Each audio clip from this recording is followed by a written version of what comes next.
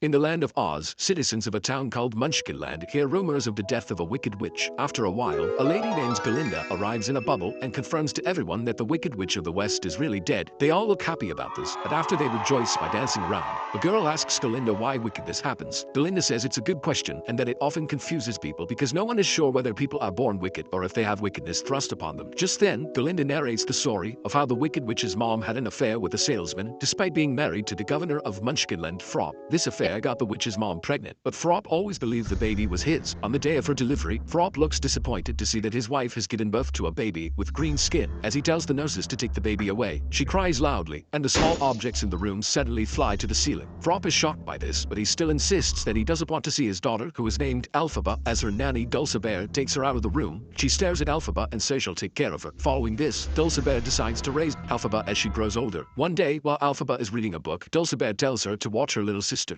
Nessaros, while she goes to attend to their dad, who is calling her. Elphaba looks happy about this, and she gives Nessaros a flower, after which she asks if she would like to see something amazing. As Nessaros says she wants to, Elphaba shows her a page from her book and narrates the story of how the wonderful Wizard of Oz came to their land in a balloon and built a city made of emeralds because he loved them. Elphaba then tells Nessaros that if someone gets to meet the Wizard of Oz, he can grant their heart desires. Almost immediately, some kids show up near the house and begin to insult Elphaba for the way she looks. Nessaros cries as she hears them, and Elphaba gets pissed. She then stands up and lifts some stones with her power before throwing them at the kids. Just then, Frop comes outside and sees Nessaros crying. "What have you done with Star?"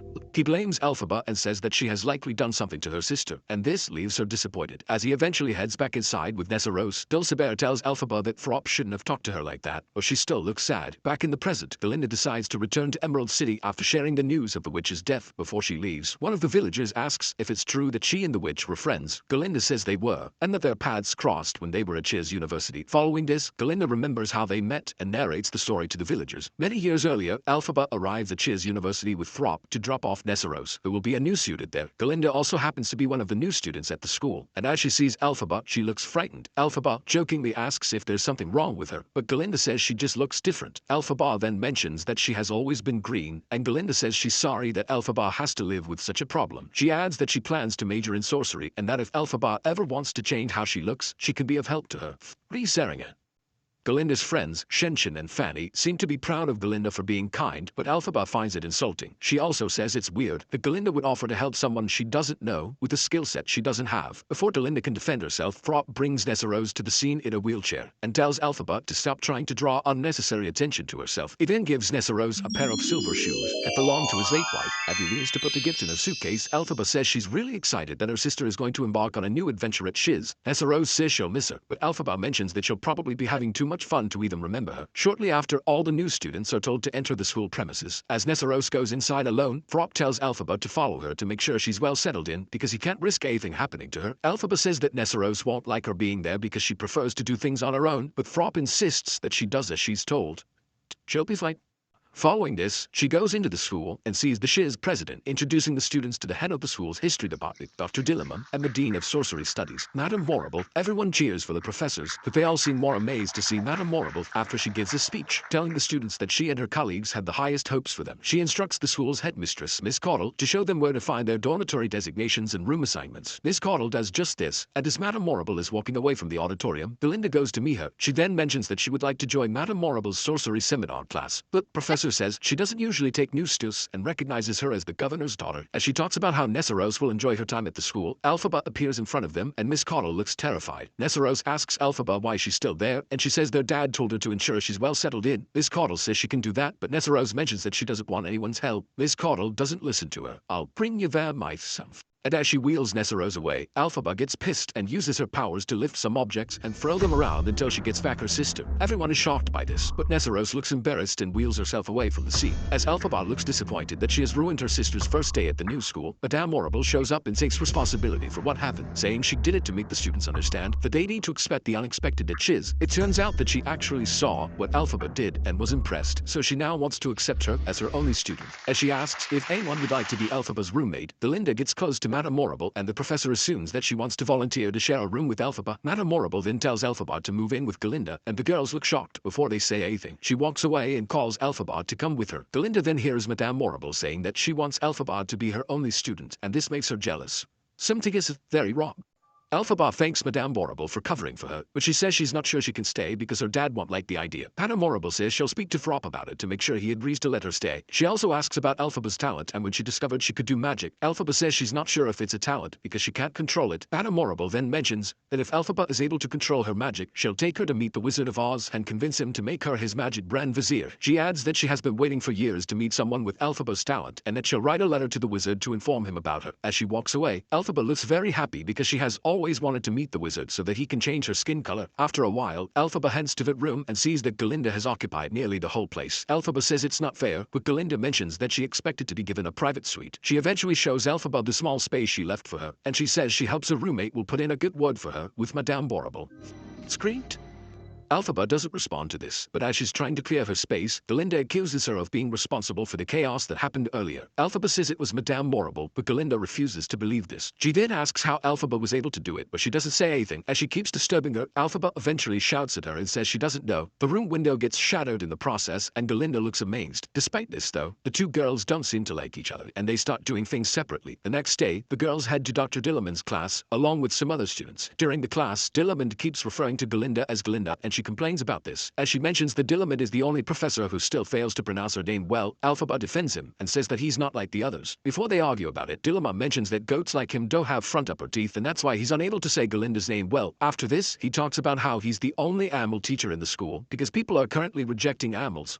Some of us are different. He adds that there was once a time when animals used to live freely with humans until they got blamed for a great drought that plagued the kingdom. As he continues his class, he turns the blackboard to the other side and sees that someone has written an insult about how animals should only be seen and not heard. Dillamond looks pissed and disappointed at this, and as he asks who wrote it, none of the students answers him. He then tells them to leave, but he mistakenly knocks down some things on his table. As the other students leave, Elphaba stays back to help Dillamond pick up the items. He says she doesn't have to do it, but she insists. As they then talk about having a similar interest in poppy flowers, Dillamond offers to be Elphaba's friend since she has none yet, and she agrees. A while later, during Madame Morrible's class, Elphaba fails to lift a coin on the table with her powers, and this leaves her frustrated. Madame Morrible tells her not to be bothered because controlling her powers will take some time. She then asks about what happened to Dillamond's class earlier. "There must have been something stressful for you." And Elphaba says it was bad for someone to write something like that. She adds that she wishes there was something she could do. As she talks about how pissed she is, it triggers her powers to work, and Madame Morrible looks impressed and says that she needs to keep practicing. She also mentions that if Elphaba improves, she might take her to the wizard herself. As Elphaba leaves the class, she sees Dillamond heading out of the school, so she secretly follows him. When he gets to his house, Dillamond talks to some fellow animals about the sudden disappearance of others like them. He adds that some animals have lost their ability to talk, and it's a cause for concern that people want to keep them silent. Suddenly, Elphaba makes a sound, and the animals realize that someone is around. After the others leave, Dillamond sees Elphaba and welcomes her into his house. She then mentions that she heard what they were talking about, and she's wondering if it can happen. Dillamond says it's already happening, and Elphaba looks sad about it. She then mentions that someone has to tell the wizard what's happening, but Dillamond tells her not to tell anyone about the things she heard earlier. After Elphaba leaves his house, she bumps into a prince named Fiyero who is riding his horse in the woods. He looks shocked to see the color of her skin, but as she walks away, he asks if he can at least give her a ride since they're headed in the same direction. Interestingly, Elphaba just rejects his offer and walks back to the school. In the morning, the students at the school are informed that Fiyero will be joining them as a new transfer student. As Galinda hears that he's a prince, she puts on her best dress and heads out to get Fiero's attention. After he notices her, he seems attracted to her, and she offers to give him a tour of the school. While they're in the library, Fiyero sees Elphaba and waves at her, but she ignores him. Fiyero then asks Galinda what the students do for fun, but she says there's nothing like that at Shiz. Fiyero suggests going to a place called the Oztec Ballroom, but Galinda says it's illegal for students to go there. While they're talking, a boy named Bok falls next to them, and Fiyero helps him up. Bok then says he heard what they were talking about, and that Shiz doesn't allow students to go out to town after dark. Fiyero doesn't seem to care about this, and as he mentions that schools teach the wrong lessons, insists all the students to come to a party at the Oztec Ballroom that night. After this, Bok tells Galinda that he would like to dance with her at the party. Bok happens to have a crush on Galinda, but she doesn't seem interested in him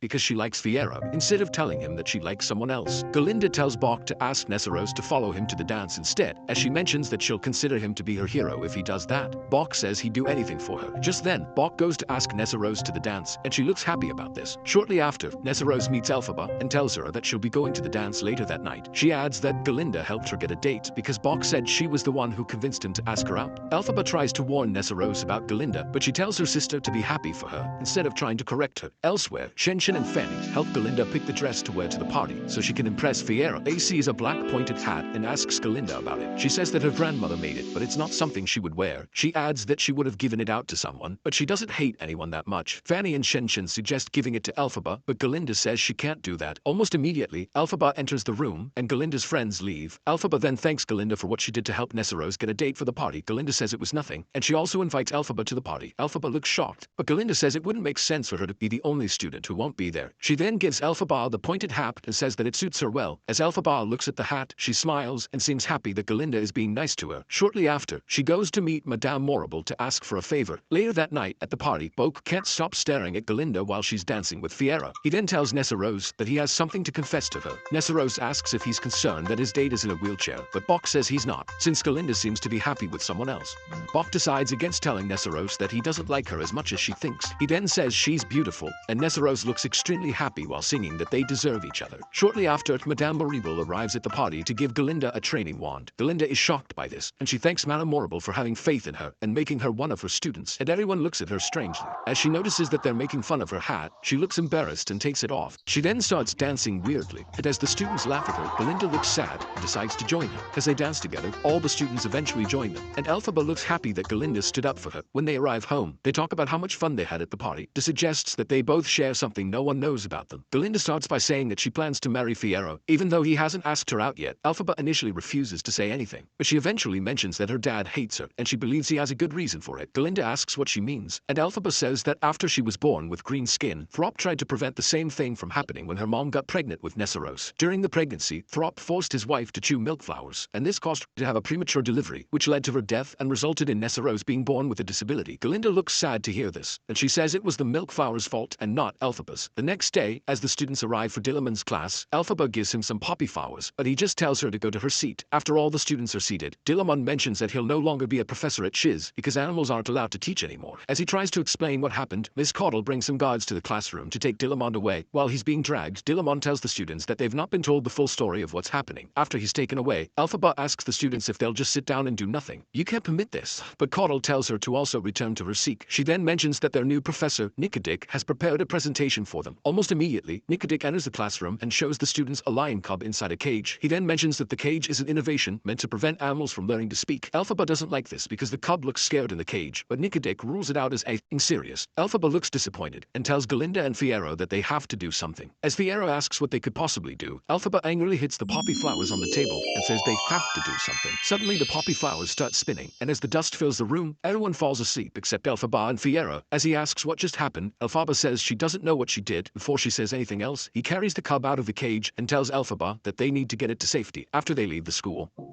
Madame Morrible enters the classroom and sees everyone asleep. As she realizes that Elphaba had something to do with it, she smiles and goes to her office to write a letter to the Wizard of Oz. Back in the woods, Elphaba allows the cub to drink some water, and Fiero jokes that she's always causing a commotion. After a while, he asks why he was the only one her powers didn't affect. Instead of responding to this, Elphaba sees a scratch on his face and helps him clean the blood on it. It then turns out that she's actually attracted to him, and he also feels the same way. Almost immediately, Fiero suggests taking the cub farther away to safety, and Elphaba agrees. As he leaves, Elphaba looks sad because she knows that they might never be together, even though she likes him. The next day, Elphaba receives an invitation from the Wizard of Oz, who wants her to come to Emerald City to meet him. Madame Morrible looks happy for her, and she says that Elphaba will have to prove herself to him. Elphaba doesn't think she's ready, but Madame Morrible says she's sure that her student will do well. A while later, a train arrives from Emerald City to take Elphaba to meet the wizard. Before she leaves, Galinda goes to meet Elphaba to say goodbye. Elphaba then asks about Fiero, and Galinda says he has been acting strangely since the day Dillamond was sent away from the school. As she wonders if Fiero liked Dillamond that much, he shows up to say goodbye to Elphaba. He then says he has been thinking a lot about the day they helped the cub. Elphaba says she has also been thinking about it, and as Galinda wonders what's going on between them, she mentions that she misses Dillamond and wants to take a stand for him. Just then, she calls all the students and announces that she wants to change her name to Glinda in honor of Dillamond. After a while, Elphaba joins the train to Emerald City, but before it leaves, she tells Galinda to come with her. Galinda doesn't think she would be allowed in because Elphaba got only one invitation, but her friend tells her not to worry about it. Following this, they leave for Emerald City together, and when they arrive, they look amazed by how beautiful the city looks. They also watch a play about the Wizard of Oz, which tells the story of how he fulfilled the prophecy to become the only person able to read a book of spells called the Grimoire. After a while,